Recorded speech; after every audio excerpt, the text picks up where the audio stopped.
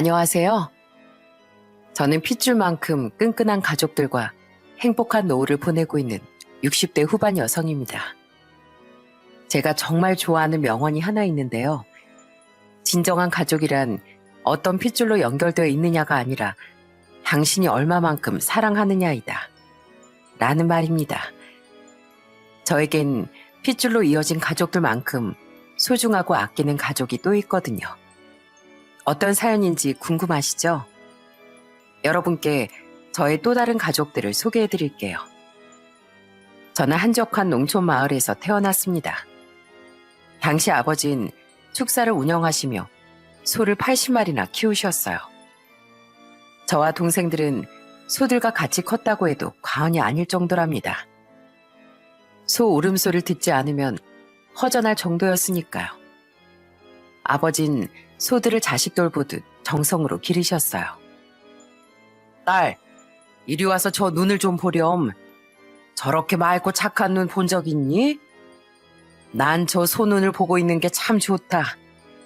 보고 있으면 소가 나한테 욕심 부리지 말고 남한테 못되게 굴지 말고 착하게 살라고 말하는 것 같아.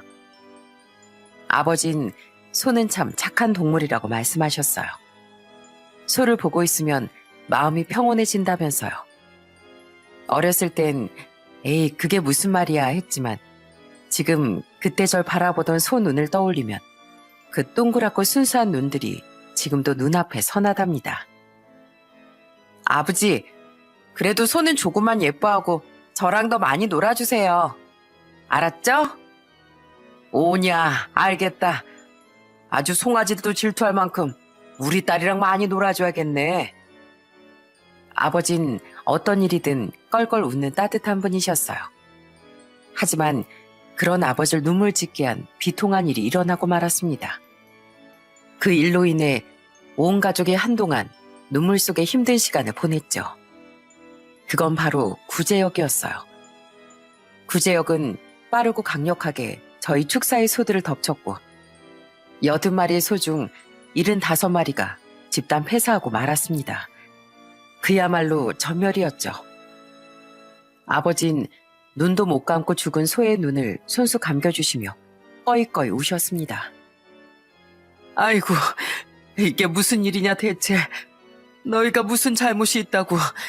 하늘도 무심하시지. 이 착한 소들을 이렇게 한꺼번에 다 데려가시다니. 평화롭던 축사는 눈물과 비통한 외침만 가득했습니다. 아버진 날마다 우시며 식사도 제대로 못하셨고 어머니도 그런 아버지 곁을 지키며 마음고생을 하셨어요. 여보, 그래도 밥은 먹어야지. 지금 며칠째 이렇게 식사도 안 하고 잠도 못 자서 어떡해. 내가 자식처럼 기르던 소들을 이 손으로 다 묻었어. 그 착한 눈을 내 손으로 직접 감겨줬다고. 그런데 내가 무슨 정신으로 밥을 먹고 잠을 자. 그래도 당신이 힘을 내야 나머지 소들도 돌보고 우리 애들도 뒷바라지하지. 이대로 무너질 수는 없잖아. 이 소리 안 들려? 송아지들이 당신만 찾으면서 음메 울고 있잖아. 연신 울기만 하시던 아버진 남은 송아지들 얘기를 하자 그제서야 겨우 기운을 차리셨어요. 여보, 우리 다시 일어날 수 있어. 우리 소 2마리로 시작해서 이렇게까지 축사를 넓혔잖아. 다시 시작해보자 여보. 우리 애들 학교도 보내고 시집장가도 보내야 하잖아. 그러니까 얼른 기운 차리고 일어나야지. 어? 맞아요 아버지. 저희가 옆에서 도울게요. 우리 다시 시작해요. 아버지 곁엔 우리가 있어요. 너무 걱정 마세요. 여보, 얘들아, 그렇게 말해줘서 고맙다. 그래, 다시 해보자. 해보는 거야. 아직 송아지들이 남았고 무엇보다 우리 가족이 이렇게 힘을 주니 이제 이 아버지 다시 일어나야겠다. 아버진 가족들의 응원에 힘입어 다시 힘을 내보기로 하셨어요.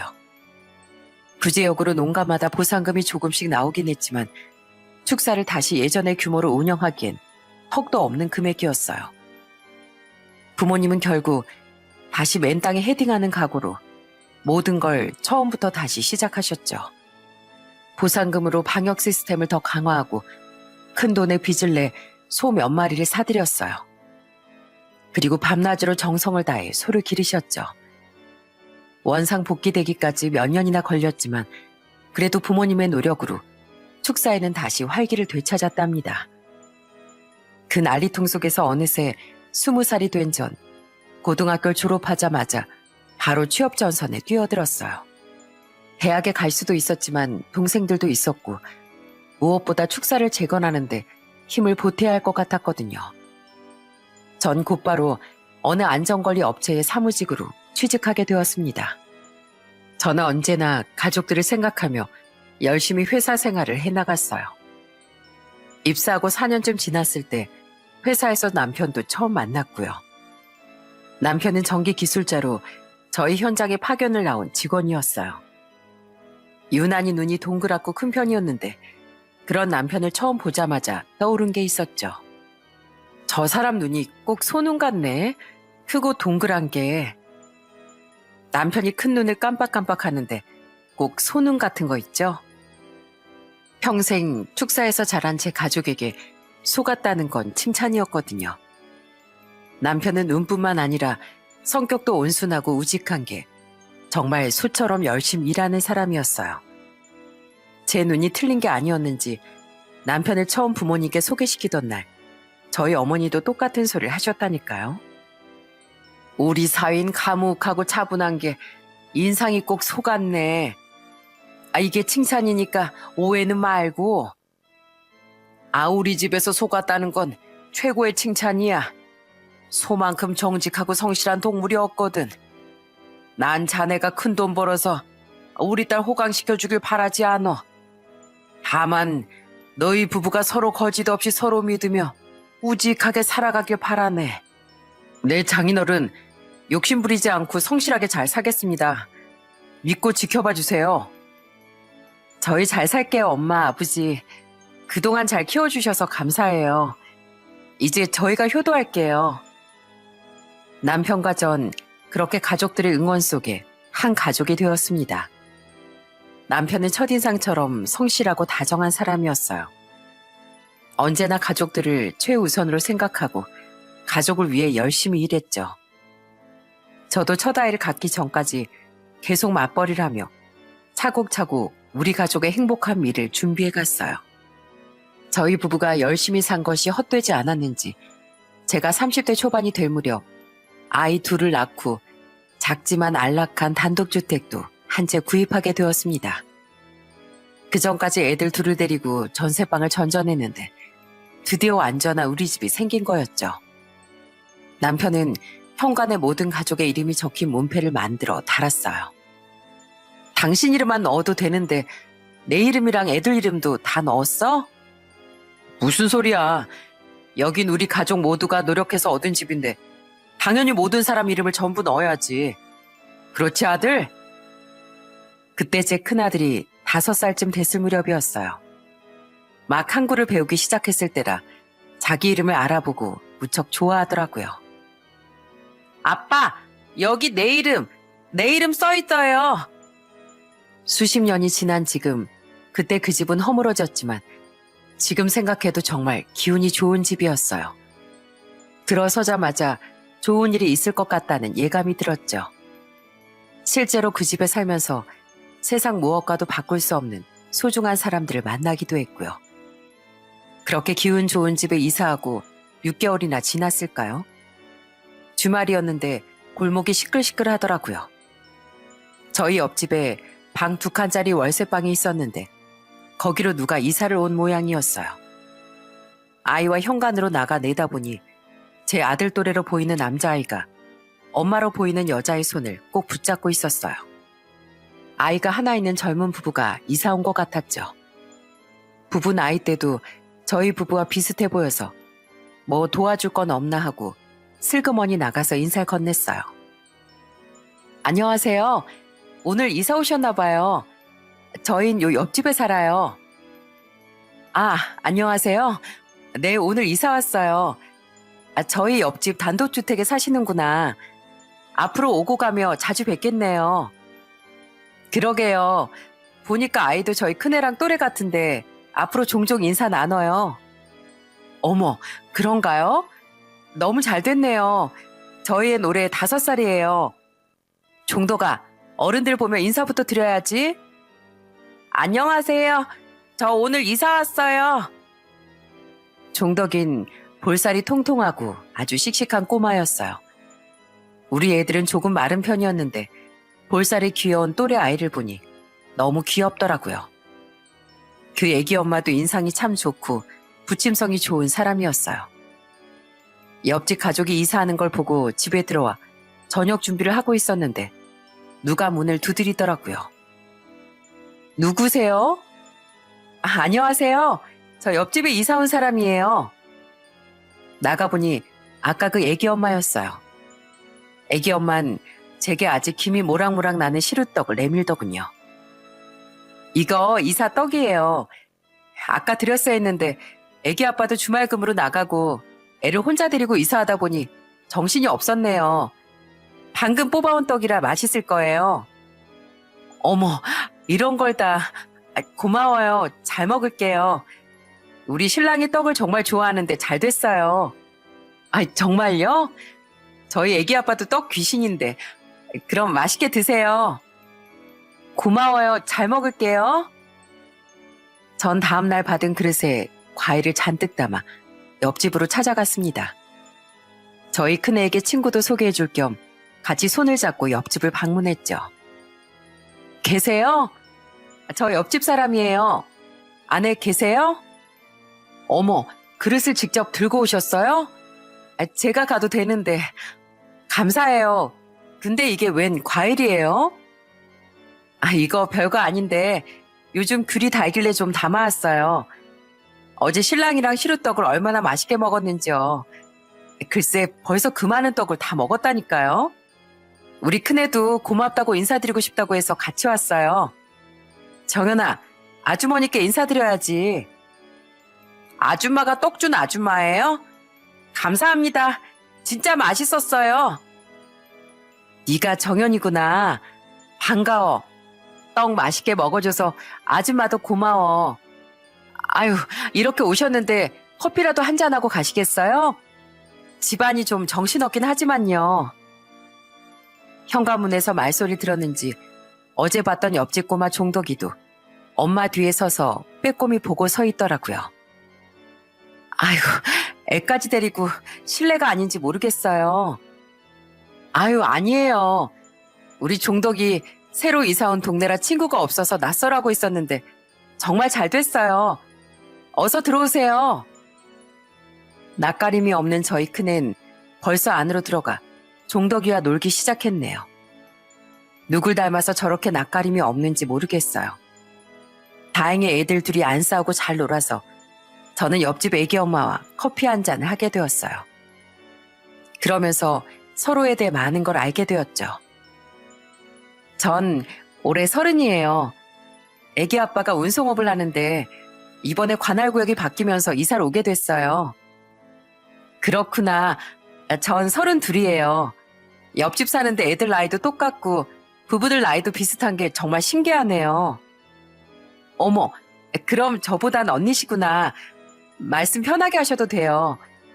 저 이 동네엔 처음 살아봐서 아무것도 모르거든요. 앞으로 언니한테 많이 여쭤봐야겠어요. 그래요.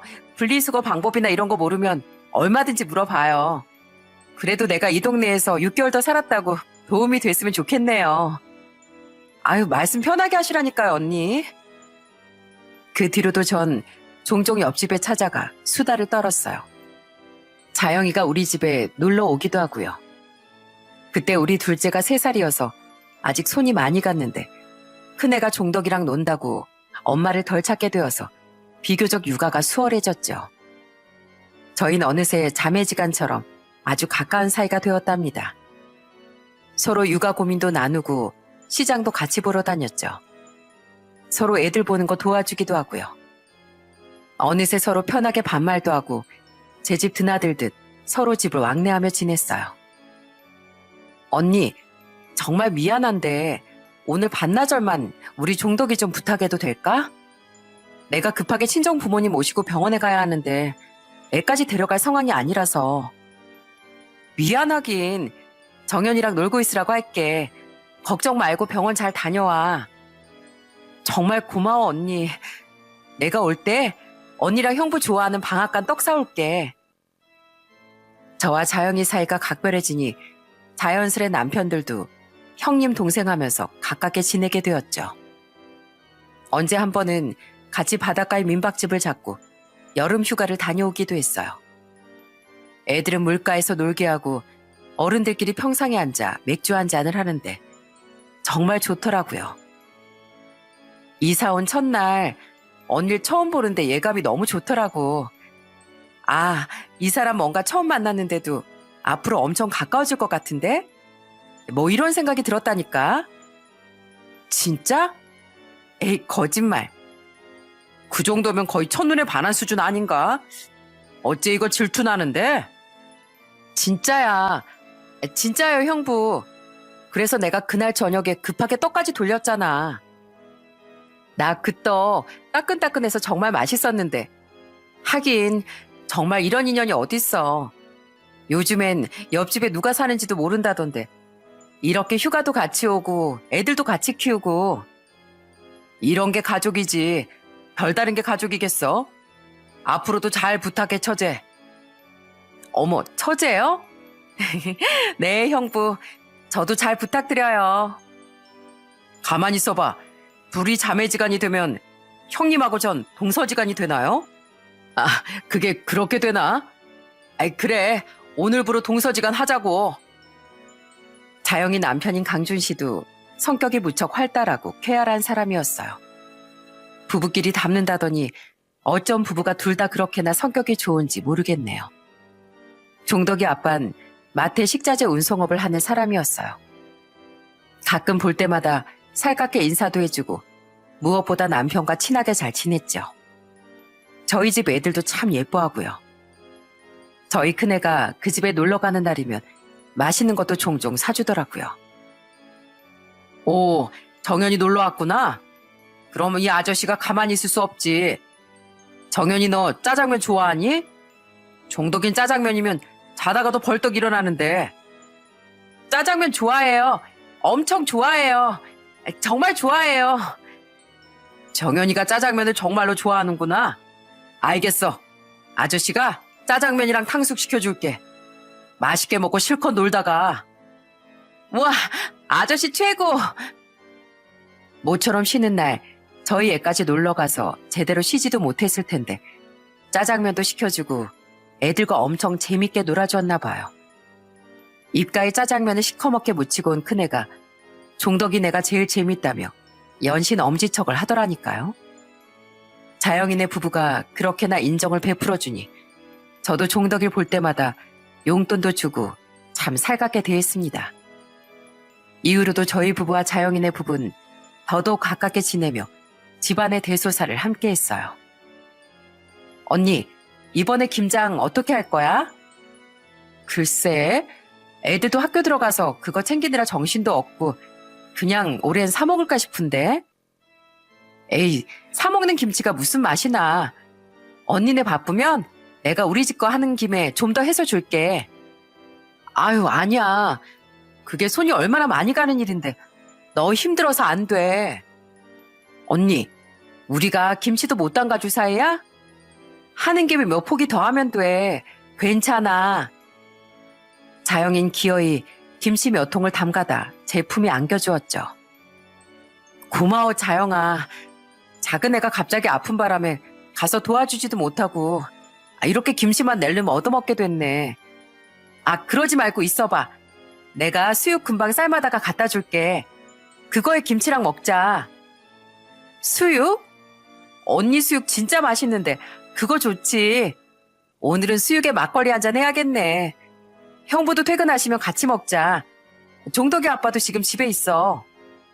그거 딱 좋네. 저녁도 해결되고. 밥 시간은 왜 이렇게 빨리 돌아오나 몰라. 그래도 오늘은 자영이가 김치 줘서 맛있는 저녁 먹겠다 얘. 그렇게 우리 가족과 자영이네 가족은 한 가족처럼 어울려 지냈습니다. 그러던 어느 날 자영이 부부에게 큰일이 생기고 말았어요. 종덕이 아빠가 무거운 상자를 나르다가 그만 허리 디스크가 터져 병원에 입원하고 말았습니다. 저는 소식을 듣자마자 바로 병원으로 향했어요. 언니, 이렇게 병문안까지 와줘서 고마워. 나도 이 사람 병원에 입원했다는 전화 받고 놀라서 뛰어왔다니까. 그래도 어디 다른 데 다치거나 한 거 아니라서 다행이야. 근데 허리 회복하는 데는 얼마나 걸린대? 회복은 시술 받고 좀 쉬면 금방 나을 거라는데 문제는 이 사람 직장이야. 운송업이라는 게 한시도 쉬면 안 되는 일이라 아마 이 사람 대신 다른 기사로 교체될 것 같아. 한마디로 잘리는 거지 뭐. 다달이 집어 월세도 내야 하는데 내가 어디 알바라도 뛰어야 하나 싶어. 종덕이 아빤 허리 부상 문제로 당분간 일을 쉬어야 할 것 같았어요. 남편 혼자 벌어 아이까지 키우는 집인데 걱정이 정말 많아 보였죠. 종덕이 아빤 병원에서 무사히 시술을 받고 집으로 퇴원했지만 나을 때까지 꼼짝없이 누워 있어야 했습니다. 전 옆에서 자영이 부부를 지켜보며 마침내 결심했어요. 여보, 자영이네 소식 내가 얘기했지? 듣자 하니 걱정이 많겠어. 당장 월세도 나갈 것도 있다며. 그러니까 말이야. 다달이 큰돈 나가는데 당장 수입이 없으니 얼마나 막막하겠어. 그래서 말인데 혹시 우리가 월세 좀 내주면 어때? 나도 그 생각하고 있었어. 어려울 때 돕는 게 이웃사촌이고 가족 같은 사이잖아. 힘들 때 서로 돕고 살아야지. 남편이 그렇게 말해주니 정말 고맙더라고요. 아무래도 돈 문제인지라 남편 입장에선 아까운 생돈이 나간다고 생각할 수도 있잖아요.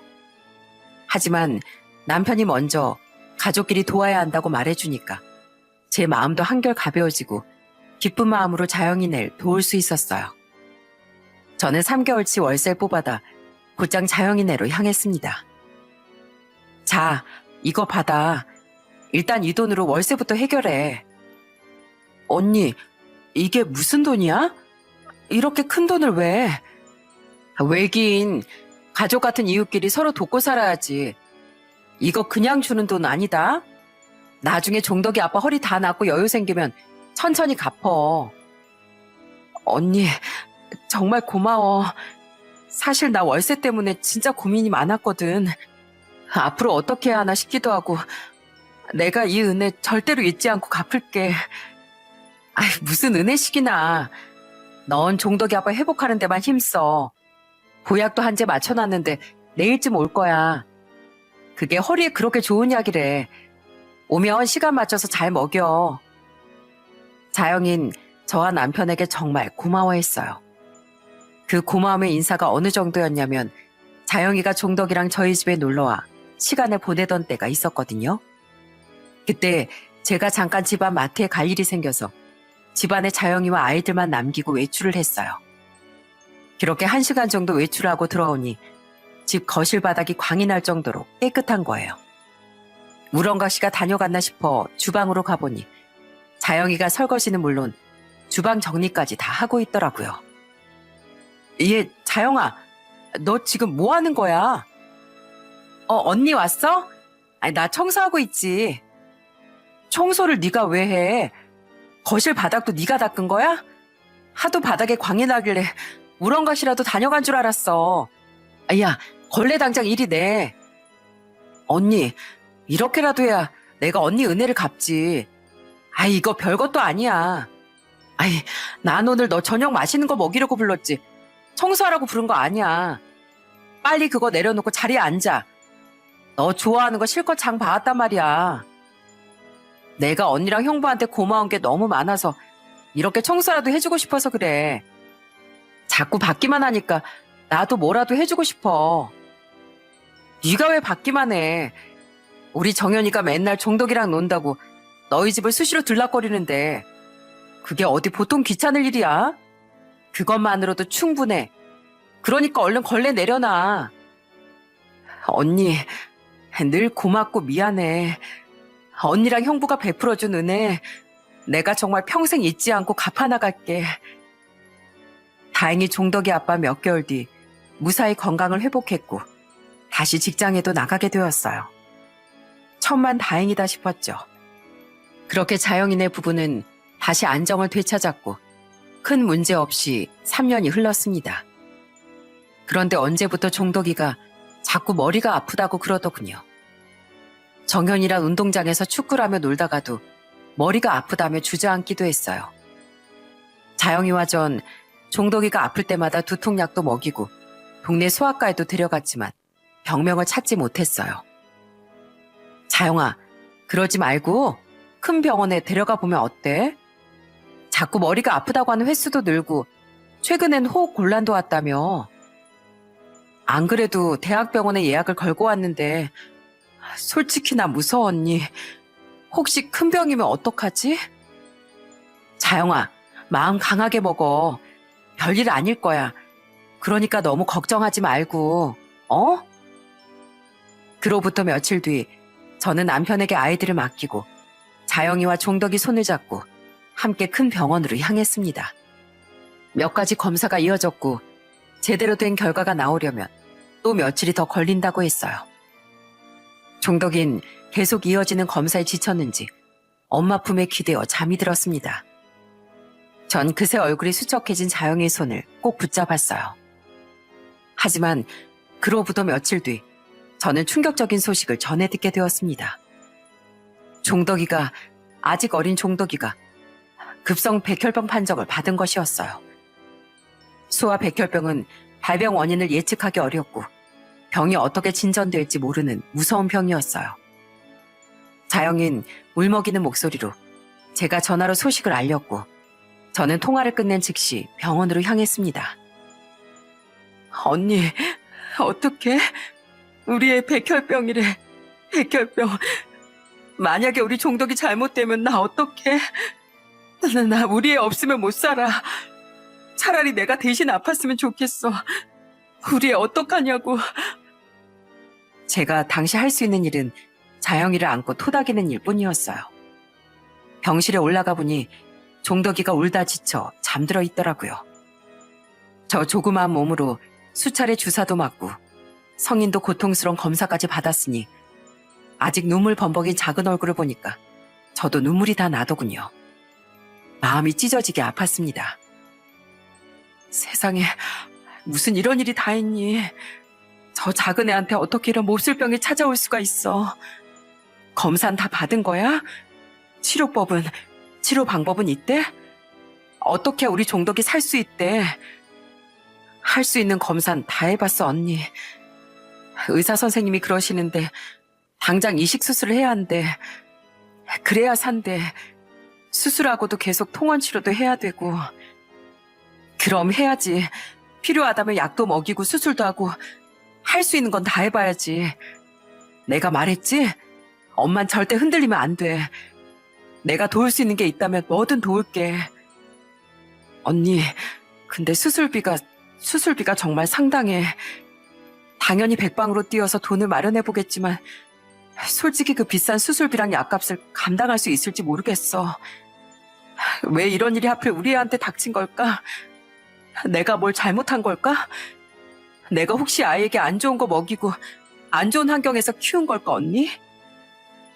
전 자영이를 꼭 끌어안았어요. 자책하지 마, 자영아. 네 잘못 아니야. 누구의 잘못도 아니야. 지금은 종덕이 치료에만 전념하자. 다른 생각은 말고.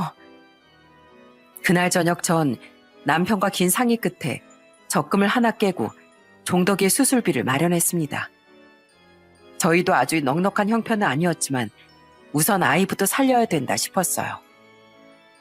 여보, 난 종덕인 우리한테도 자식이나 마찬가지라고 생각해.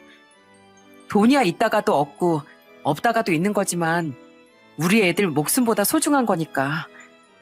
앞으로도 자영이네 도울 일이 있다면 여력이 되는 한 계속 돕고 싶어. 그래, 잘 생각했어. 나도 자영신을 이웃사촌 이상으로 생각하고 있어. 우리가 도울 수 있는 게 있다면 최선을 다해 돕자고. 다른 건 둘째치고 우선 애부터 살리고 봐야지. 남편 역시 저만큼이나 종덕이를 걱정하고 있더라고요. 전 다음날 곧바로 큰애와 함께 종덕이 병원으로 향했습니다. 이거 받아. 우선 치료비부터 쓰고 나머진 앞으로 치료에 보탰어. 지금은 다른 생각은 하지 말고 일단 애부터 살리고 보는 거야. 수술하면 완치 확률이 높다며. 그러면 물불 안 가리고 수술시켜야지. 언니, 이렇게 큰 돈을? 아니야, 나 못 받아. 언니랑 형부한테 신세 지는 것도 한두 번이지. 이렇게 큰 돈을 어떻게 받아. 그냥 언니 마음만 받을게. 자영아, 네가 늘 말했잖아. 우린 친자매 같은 사이라고. 그런데 조카가 아프다는데 내가 이 정도도 못 도와주겠어? 우선 애부터 살려야지. 돈 문제 나중에 생각하자고. 자영인 벌벌 떨리는 손으로 제 손을 꼭 부여잡고 오열했습니다. 제 큰애는 자영이가 울자 안절부절하며 눈물을 닦아주더군요. 이모, 울지 마요. 종덕이 금방 나을 거예요. 종덕아, 너 다 나으면 같이 축구도 하고 게임도 하자. 알았지? 당연하지. 이모, 고마워요. 저 꼭 나을게요. 꼭 나아서 이모한테 효도할 거예요. 제가 다 갚을 거예요. 의사 선생님이 아파도 꾹 참고 수술 잘 받으면 저 다 나을 수 있다고 하셨어요. 그 말 맞죠, 이모? 저 진짜 수술만 잘 받으면 살 수 있는 거죠? 아직 초등학생인 종덕이가 팔에 두꺼운 주사바늘을 달고 제게 은혜를 갚겠다고 말하더라고요. 그러면서 수술만 받으면 살 수 있냐고 묻는 눈동자에 겁이 가득 담겨 있어서 마음이 아려왔습니다. 착하디 착한 자영이와 종덕이에게 왜 이런 시련이 닥쳐온 걸까요? 현실이 너무 야속하고 원망스러워서 저도 눈물이 났습니다. 애들이 이렇게 형제같이 잘 지내는 것도 다 자영이 네가 우리 정연이까지 친아들처럼 보살펴줘서 그래. 우린 이제 한 가족이나 다름없어. 애들도 이렇게 친형제처럼 자라잖아. 그 뒤로도 전 수시로 병문안을 가며 자영이와 종덕이를 살폈습니다. 다행히 종덕인 이식수술을 받게 되었고 1년간 병원과 집을 오가며 열심히 치료를 받았어요. 종덕이 아빤 쉬는 날도 반납하고 수술비를 버는데 매달렸고요. 자영이도 종덕이 병간호를 하느라 고생을 참 많이 했어요. 종덕인 1년이 넘는 투병 생활 끝에 완치 판정을 받았지만 체력을 회복하는데 또 그만큼 시간이 필요해 보였습니다. 우리 큰애는 학교도 잘 가지 못하는 종덕이가 안쓰럽다고 틈만 나면 옆집에 놀러가 같이 공부도 하고 모자란 공부도 도와주었어요. 그러다 마침내 아이들이 중학생이 되었고 종덕인 다시 건강한 모습으로 교복을 입고 학교에 입학할 수 있었죠. 아이들의 중학교 입학식 날 저희 부부와 자영이네 부부는 어느새 훌쩍 자란 아이들을 보며 서로 눈물이 빵 터져 펑펑 울고 말았어요. 언니, 남들이 보면 저 부부들은 애들 입학식에서 외우나 하겠다. 그치? 남들이 뭘 알아. 너희 부부 고생한 사연을. 그동안 고생 많았어. 종덕이 저렇게 훌쩍 큰 거 보니까 내가 다 뿌듯하다. 다 언니랑 형부 덕이야. 고마워요, 진심으로. 그렇게 저희 부부와 자영이네 부부는 계속 아이들을 함께 키워가며 가족보다 더 가족 같은 사이로 서로 의지하며 살았습니다. 그러다 보니 세월이 쏜살같이 흘러 어느새 50대 후반이 되었네요. 저희 두 아들은 대학을 졸업하고 어엿한 직장인이 되었어요. 특히 큰애는 대학을 졸업반 때 공무원 시험에 합격해 나란 일을 하게 되었죠. 자영이네 식구는 월세방에서 벗어나 저희 집과 조금 떨어진 곳에 번듯한 전셋집을 마련했어요. 같은 동네긴 하지만 서로 끝과 끝이라 이제 떨어져 지낼 생각을 하니 조금 서운하더라고요. 그래도 계속 서로 연락하고 식사 자리도 주기적으로 함께하며 여전히 돈독하게 지냈습니다. 그러던 어느 날 한밤중에 누군가 집 대문을 두드렸어요. 남편은 놀라서 잠옷바람으로 대문을 열었죠. 누가 이 밤중에 찾아왔나 봤더니 세상에 남편의 50년 지기 친구더라고요. 그 친구는 남편 고향 사람인데 한 동네에서 나고 자라 환갑을 바라보는 나이까지 여전히 제일 친한 친구로 지내고 있었어요. 최근 들은 소식으론 사업에 실패해 괴로운 시간을 보내고 있다고 했어요. 최근 안 좋은 시도까지 했다면서요. 그런 친구가 한밤중에 찾아오니 저도 걱정이 되더라고요. 희성아, 정말 미안하다. 재수씨 죄송합니다. 나 좀 한 번만 도와줄 수 있을까? 이대로 가다간 극단적인 선택밖에 답이 없을 것 같아. 염치 없지만 부탁한다. 나한테 너밖에 없다. 남편의 오랜 친구이니 저도 당연히 잘 아는 사람이었는데 이렇게 무리하게 부탁을 하는 사람이 아니었거든요. 오죽했으면 무릎까지 꿇고 매달릴까 싶었죠. 남편은 일단 알겠다며 다시 연락 주겠다고 그 친구를 돌려보냈어요. 그리고 밤잠도 못 자고 오랜 시간을 고민하더라고요. 여보, 내가 오랜 시간 고민해봤는데 나 그 친구 도와주고 싶어. 당신도 알겠지만 나와 50년을 막역한 사이로 지낸 놈이야. 그런 놈이 못 살겠다고 도와달라는데 외면할 수가 없어. 그동안 함께 지낸 세월이 있는데 한 번만 믿어보자. 사람은 일단 살리고 봐야지.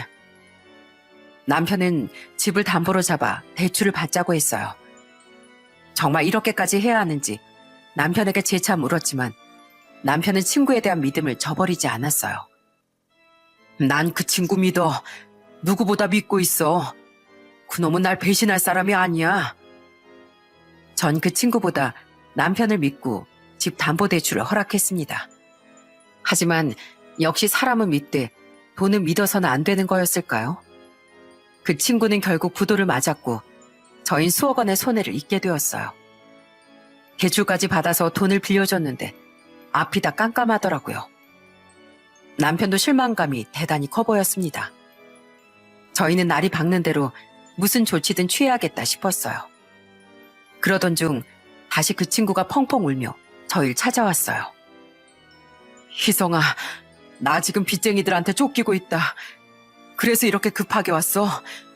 일이 결국 이렇게 되어 정말 미안하다. 하지만 무슨 일이 있어도 너한테 빌린 돈을 가장 먼저 갚을게. 마지막으로 한 번만 더 믿어줘. 이 말 꼭 하고 싶어서 도망다니는 신세 이렇게 찾아왔어. 정말 미안하다. 친구는 당장이라도 누가 찾아올 것처럼 연신 주변을 두리번거리며 울먹였어요. 야, 이 한심한 녀석아. 꼴이 이게 뭐야? 이 와중에 너 살 길을 찾아야지. 나한테 돈 갚겠다고 위험한 데 찾아와? 사람 나고 돈 났지. 돈 나고 사람 났냐? 돈보다 우선 나랑 약속하자. 절대 나쁜 생각하지 않겠다고. 너 그거 하나만 약속해. 희성아, 차라리 나한테 욕을 해라. 사기꾼이라고, 나쁜 놈이라고 욕을 해. 넌 이 순간까지 내 걱정을 하는구나. 내가 널 친구로 두고 어떻게 나쁜 생각을 할 수 있겠어? 꼭 내가 살아서, 열심히 살아서 다 갚을게. 조금만 더 기다려주라. 그 친구는 한참을 울다가 다시 쫓기듯이 사라졌어요. 남편 돈을 제일 먼저 갚겠다는 말이 거짓이 아니었는지 때마다 10만 원, 20만 원씩 돈을 입금해 오더라고요. 남편은 통장에 찍힌 친구 이름을 보며 그래도 잘 사는 모양이라며 안도했어요. 그 이후로 저희 부부는 대출금 이자를 갚느라 부단히 일을 했습니다. 남편은 퇴직을 앞둔 나이에도 현장을 가리지 않고 작업을 나갔고 저는 식당에서 아르바이트하며 돈을 보탰어요. 하지만 하늘도 무심하시지 그나마 있던 집도 곧 팔아버리게 되었죠. 잘 다니던 회사를 때려치우고 사업을 한다고 바쁘던 둘째가 사업에 실패하고 어마무시한 빚을 지게 된 거예요. 결혼을 약속했던 아가씨와도 파혼하고 아주 폐인이 되기 직전이더라고요. 아무래도 이 집을 팔아야 할 것 같아. 집 한 돈으로 대출금 갚고 둘째 빚 갚으라고 좀 주면 어떨까 싶어. 처음 이 집에 이사 왔을 때 당신이 정말 좋아했는데 그래도 자식이 힘들다는데 어쩌겠어. 저희는 그렇게 집을 팔아 둘째 아들에게 얼마 주고 은행 빚도 갚고 작은 월세방으로 이사를 했습니다. 60이 넘은 나이에 다시 원점으로 돌아온 기분이더라고요. 그래도 아직 남편과 저 둘 다 건강하니 다시 일어나보자 하며 마음을 가다듬었습니다. 남편은 매일 현장으로 출근하며 열심히 일했어요. 여보, 오늘도 아침 일찍 출근이네. 항상 조심하고 첫째도 안전, 둘째도 안전이야. 알지? 나 이래봬도 36년 경력의 전기 기술자야. 걱정 말라고.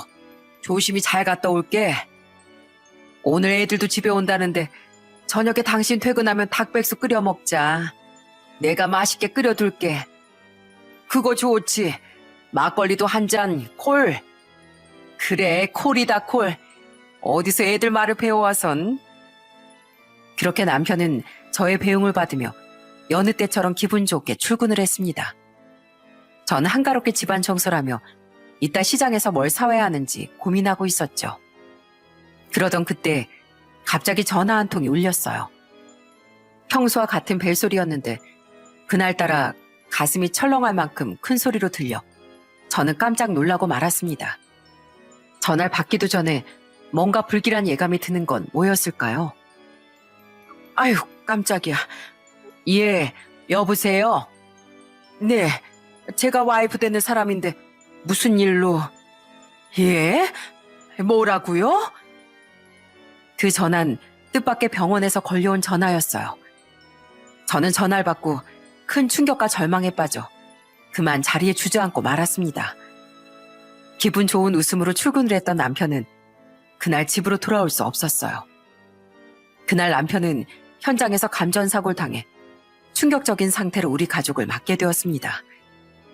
저와 아들이 병원에 달려갔을 땐 이미 수술에 들어간 상태였고 6시간이 넘는 수술 끝에 입원실로 올라온 남편은 두 손이 절단된 상태였어요.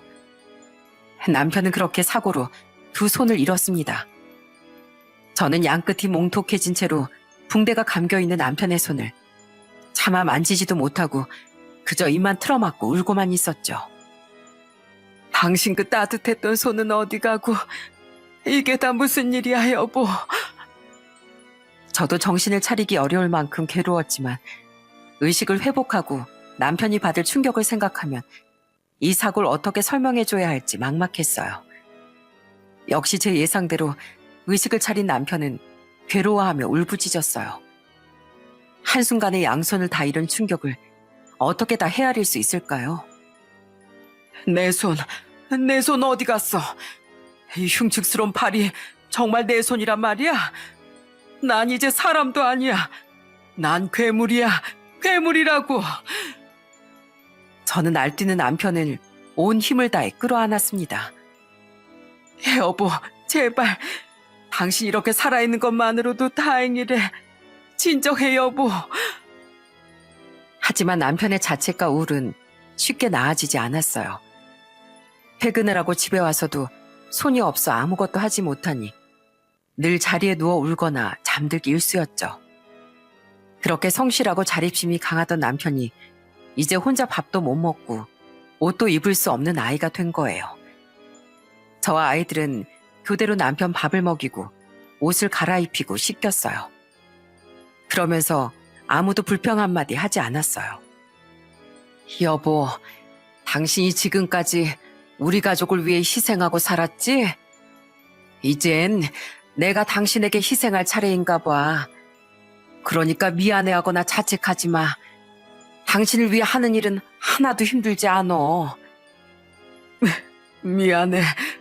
아무것도 못하는 바보가 되어버려서. 아니야. 당신이 이렇게 우리 가족 옆에 살아있어 주는 것만으로도 감사한걸. 그러니까 우리 긍정적으로 생각하자고. 자꾸 불행한 생각만 하면 더 힘들어지기만 할 거야. 난 당신을 위해 하는 모든 일을 즐겁고 감사하게 생각하기로 했는데 당신도 그래주면 안 될까? 우리 가족을 위해서. 남편에게 제 진심이 닿았는지 남편은 그날 이후로 조금씩 힘을 내기 시작했어요. 의수도 맞추러 가고 불편한 손이지만 스스로 할 수 있는 일을 찾아 나갔죠. 그러다 보니 다시 웃기도 하고 다시 밝은 모습을 되찾았습니다. 그러던 어느 날 종덕이가 저희 집을 찾아왔어요. 종덕이는 요즘 외식 사업에 뛰어들어 아주 바쁜 날을 보내고 있다고 했어요. 이모, 종덕이 왔어요. 식사는 하셨어요? 짜잔. 언니, 나도 같이 왔어. 형부, 얼굴이 좋아 보이시네. 역시 우리 형부 잘생긴 건 알아줘야 한다니까. 잘생긴 우리 형부. 그러니까 오늘 언니 좀 저희에게 빌려줄 수 있어요? 언니랑 같이 갈 데가 좀 있는데. 어디? 어디 가는데? 아유, 그럼 얼마든지 빌려줄 수 있지. 내 걱정하지 말고 나갔다 와. 오랜만에 바람도 쐬고 맛있는 것도 먹고. 저는 영문도 모르고 종덕이와 자영이를 따라 차에 올라탔습니다. 두 사람이 운전해서 도착한 곳은 자영이네와 그리 멀지 않은 어느 신축 주택이었어요. 여긴 뭐야? 난 이쪽으로 오길래 너희 집에 오는 줄 알았더니만. 이모, 여기가 어디냐면요. 짜잔. 앞으로 이모랑 이모부가 지낼 집이에요. 어때요? 깔끔하죠? 저는 그만 입을 틀어막고 말았어요. 그곳엔 종덕이와 자영이가 저희 부부를 위해 마련한 집이 있었어요. 대체 그게 무슨 소리야? 집이라니. 갑자기 무슨 집이라는 거야? 이모가 어릴 적 저희 가족을 도와주지 않았다면 전 지금 이 자리에 없었을지도 몰라요. 그래서 두고두고 꼭 이모에게 은혜를 갚아야지 생각하고 있었어요. 이모부가 다치신 건 정말 슬프지만 그래도 이제라도 두 분께 보답하고 싶어요. 그러니까 받아주세요. 엄마랑 제가 몇 날 며칠 돌아다니며 알아본 집이에요. 그래, 언니. 내가 언니한테 살면서 고마운 게 얼마나 많았는 줄 알아? 이 집으로도 모자라. 언니 내가 월세집으로 이사 간다고 했을 때 그때 나서서 했는데 조금 늦었네. 아마 형부랑 둘이 살기 좁지 않을 거야. 안에 들어가서 한번 봐봐.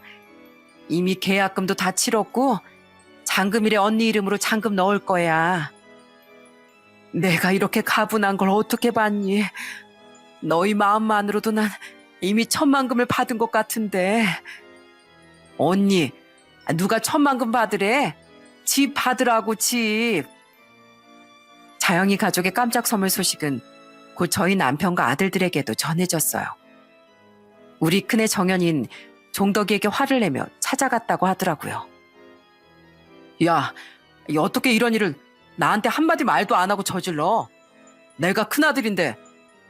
안 그래도 부모님께 아무것도 못 해드려서 죄송했단 말이야. 나한테 말했으면 내가 어떻게든 돈을 마련했을 텐데. 야, 우리 형제 아니냐. 이모, 이모부 나에게도 부모님과 다름없어. 나한테도 효도할 기회 좀 주라. 경덕아, 임마, 진짜 고맙다. 그리고 미안하다. 내가 널 볼 면목이 없다. 면목은 무슨, 너도 우리 부모님께 잘하잖아. 난 애교도 없고 무뚝뚝한데 넌 얼마나 살갑게 잘하냐? 그걸로 됐어. 정 고마우면 짜장면이나 사라. 탕수육도. 저희 부부는 그렇게 자영이네 가족이 선물해준 집으로 이사를 했습니다. 아내 가전제품은 제 큰아들과 둘째 아들이 전부 새 걸로 마련해 주었어요. 새 집에 모여 우리 애들과 남편, 자영이네 부부, 종덕이까지 모여 저녁 식사를 하는데 너무 꿈만 같아서 자꾸 멍해지더라고요. 언니, 무슨 생각하길래 자꾸 멍하니 있어? 아니, 꼭 꿈만 같아서. 이거 진짜지? 꿈 아니지? 너 나 좀 꼬집어 줄래? 언니 각오해. 내가 아주 진짜 세게 꼬집을 테니까.